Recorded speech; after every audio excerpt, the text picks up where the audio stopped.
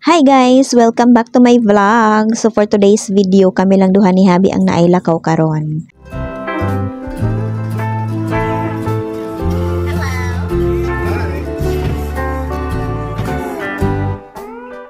Maayong buntag kaninyong tanan sa ako mga suking tigtanaw sa akong video. So kani nga video ug dili ni suliran madi ha. Ug syempre, i-flex na to ng NCC Mall nga hapit na gyud mahuman. Another memories na punta no, diri sa bag-o ng NCCC nigmahuman na siya. Kay dati gyud dagon kay big memories diri dugay kay mi makasakay. Kay syempre, naman siya sa gitna gyud no, traffic kay dira aso. Bihira kay taxi dira nga walay sulod girl.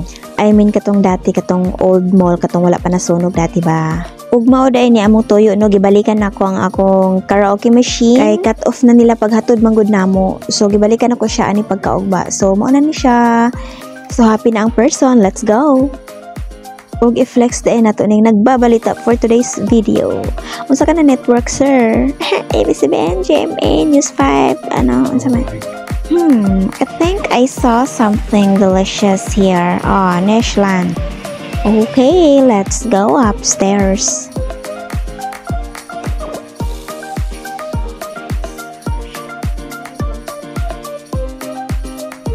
Sabi nila, sila ang cheapest chocolate in town. Okay, let's go inside.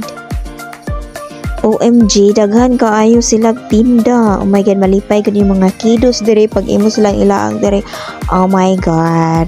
There's a lot here.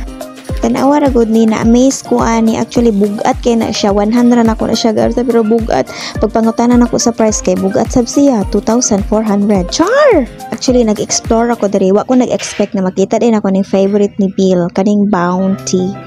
OMG, kailangan ako mubalik diri sa store kay mo na gito iyang paborito or sa tanan chocolate ang ipatilaw sa iya katug iyang ganahan Bounty. So kanina store guys, kilid ra ni siya sa Ateneo Matina or atbang siya sa MTS. Dali ko ni siya makitaan. So daghan kay mo mapalit diri pwede mo magpalit og kinarton or per box or per piece ning ana dinaghan or minudo something ganon.